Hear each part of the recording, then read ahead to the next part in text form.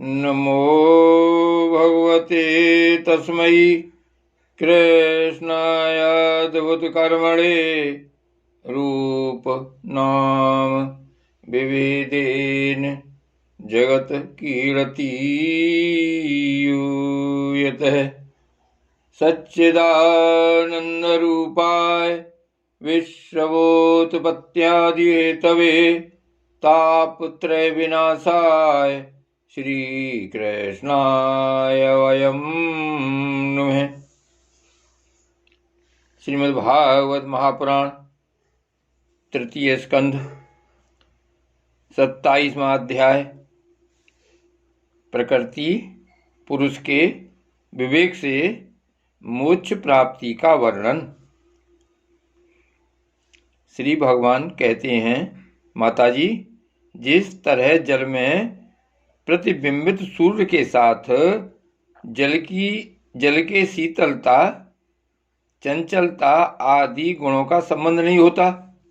उसी प्रकार प्रकृति के कार्य शरीर में स्थित रहने पर भी आत्मा वास्तव में उसके सुख दुखादि धर्मों से लिप्त नहीं होता, क्योंकि वह स्वभाव से निर्विकार,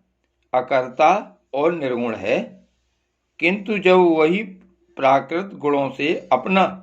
संबंध स्थापित कर लेता है, तब अहंकार से मोहित होकर मैं करता हूँ ऐसा मानने लगता है। उस अभिमान के कारण वह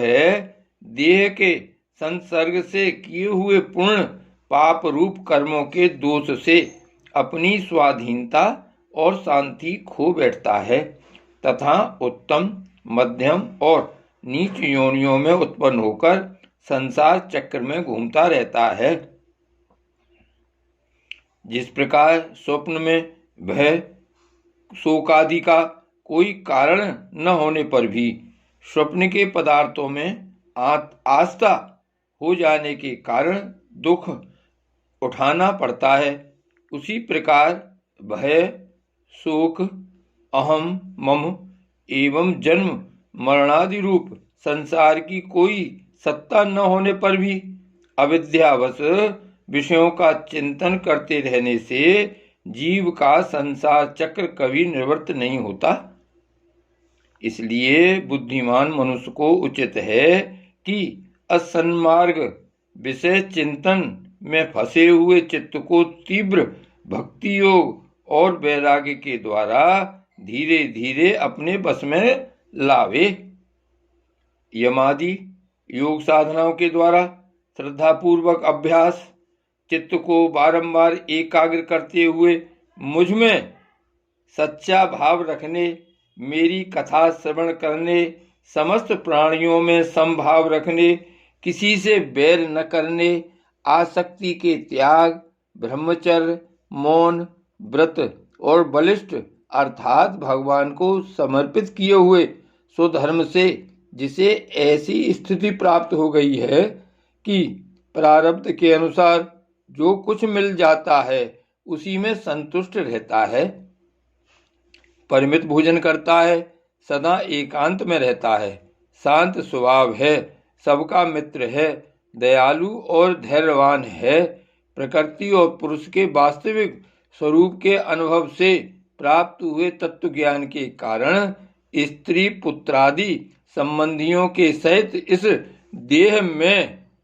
मैं मेरेपन का मिथ्या अभिनिवेश नहीं करता। बुद्धि की जागृतादि अवस्थाओं से भी अलग हो गया है तथा परमात्मा के सिवा और कोई वस्तु नहीं देखता। वह आत्मदर्शी मुनि नेत्रों से सूर्य को देखने की भांति अपने शुद्ध अंतःकरण द्वारा परमात्मा का साक्षात्कार कर उस अद्वितीय ब्रह्मपद को प्राप्त हो जाता है, जो देहादि संपूर्ण उपाधियों से पृथक अहंकार आदि मिथ्या वस्तुओं में सत्य रूप से भासने वाला जगत कारणभूता प्रकृति का अधिष्ठान, महदादि कार्यवर्ग का प्रकाशक और कार्य कारण रूप संपूर्ण पदार्थों में व्याप्त है। जिस प्रकार जल में पड़ा हुआ सूर्य का प्रतिबिंब दीवाल पर पड़े हुए अपने आभास के संबंध से देखा जाता है और जल में दिखने वाले प्रतिबिंब से आकाश स्थित सूर्य का ज्ञान होता है। उसी प्रकार वैकारिक आदि भेद से 3 प्रकार का अहंकार देह, इंद्रिय और मन में स्थित अपने प्रतिबिंबों से लक्षित होता है और फिर सत परमात्मा के प्रतिबिंब युक्त उस अहंकार के द्वारा सत्य ज्ञान स्वरूप परमात्मा का दर्शन होता है, जो सुषुप्ति के समय निद्रा से शब्दादि भूत सूक्ष्म इंद्रिय और मन बुद्धि आदि के अव्याकृत में लीन हो जाने पर स्वयं जागता रहता है और सर्वथा अहंकार शून्य है। जागृत अवस्था में यह आत्मा भूत सूक्ष्मादि दृश्य वर्ग के दृष्टा रूप में स्पष्टतया अनुभव में आता है, किंतु सुषुप्ति के समय अपने उपाधि रूप भूत अहंकार का नाश होने से वह ब्रह्मवश अपने को ही नष्ट हुआ मान लेता है और जिस प्रकार धन का नाश हो जाने पर मनुष्य अपने को भी नष्ट हुआ मानकर अत्यंत व्याकुल हो जाता है, उसी प्रकार वह भी अत्यंत विवश होकर नष्टव्रत हो जाता है। माताजी, इन सब बातों का मनन करके विवेकी पुरुष अपने आत्मा का अनुभव कर लेता है, जो अहंकार के सहित संपूर्ण तत्वों का अधिष्ठान और प्रकाशक है। देवहूति ने पूछा, प्रभो, पुरुष और प्रकृति दोनों ही नित्य और एक दूसरे के आश्रय से रहने वाले हैं, इसलिए प्रकृति तो पुरुष को कभी छोड़ ही नहीं सकती। ब्रह्मन, जिस प्रकार गंध और पृथ्वी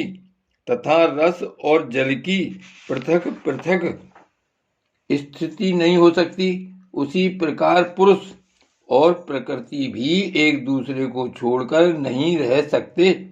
अतः जिनके आश्रय से अकर्ता पुरुष को यह कर्म बंधन प्राप्त हुआ है, उन प्रकृति के गुणों के रहते हुए उसे कैवल्य पद कैसे प्राप्त होगा? यदि तत्वों का विचार करने से कभी यह संसार बंधन का तीव्र भय निवृत्त हो भी जाए, तो भी उसके निमित्त भूत प्राकृत गुणों का अभाव न होने से वह भय फिर उपस्थित हो सकता है। श्री भगवान ने कहा, माताजी, जिस प्रकार अग्नि का उत्पत्ति स्थान अरण अपने से ही उत्पन्न अग्नि से जलकर भस्म हो जाती है, उसी प्रकार निष्काम भाव से किए हुए स्वधर्म पालन द्वारा अंतःकरण शुद्ध होने से बहुत समय तक भगवत कथा श्रवण द्वारा पुष्ट हुई मेरी तीव्र भक्ति से तत्व साक्षात्कार कराने वाले ज्ञान से प्रबल वैराग्य से व्रत नेमादि के सहित किए हुए ध्यानाभ्यास से और चित्त की प्रगाढ़ एकाग्रता से पुरुष की प्रकृति अविद्या दिन रात क्षीण होती हुई धीरे धीरे लीन हो जाती है। फिर नित्य प्रति दोष दिखने से भोग कर त्यागी हुई वह प्रकृति अपने स्वरूप में स्थित और स्वतंत्र बंधन मुक्त हुए उस पुरुष का कुछ भी नहीं बिगाड़ सकती। जैसे सोए हुए पुरुष को स्वप्न में कितने ही अनर्थों का अनुभव करना पड़ता है, किंतु जग पड़ने पर उसे उन स्वप्न के अनुभवों से किसी प्रकार का मोह नहीं होता, उसी प्रकार जिसे तत्व ज्ञान हो गया है और जो निरंतर मुझ में ही मन लगाए रहता है, उस आत्माराम मुनि का प्रकृति कुछ भी नहीं बिगाड़ सकती। जब मनुष्य अनेकों जन्मों में बहुत समय तक इस प्रकार आत्मचिंतन में ही निमग्न रहता है, तब उसे ब्रह्मलोक पर्यंत सभी प्रकार के भोगों से वैराग हो जाता है। मेरा वह धैर्यवान भक्त मेरी ही महती कृपा से तत्व ज्ञान प्राप्त करके आत्मानुभव के द्वारा सारे संशयों से मुक्त हो जाता है और फिर लिंग देह का नाश होने पर एकमात्र मेरे ही आश्रित अपने स्वरूपभूत केवल संज्ञक मंगलमय पद को सहज में ही प्राप्त कर लेता है, जहां पहुंचने पर योगी फिर लौट कर नहीं आता। माताजी, यदि योगी का चित्त योग साधना से बढ़ी हुई मायामयी अणिमादि सिद्धियों में, जिनकी प्राप्ति का योग के सिवा दूसरा कोई साधन नहीं है, नहीं फंसता, तो उसे मेरा वह अविनाशी परम पद प्राप्त होता है, जहां मृत्यु की कुछ भी ताल नहीं गलती। श्री भागवत भगवान की जय। श्री गोवर्धन नाथ की जय। श्री वल्लभाधीश की जय। श्री अम्ने महारानी की जय। श्री गोकुलनाथ की जय। जय जय श्री गोकुलेश, जय जय श्री गोकुलेश।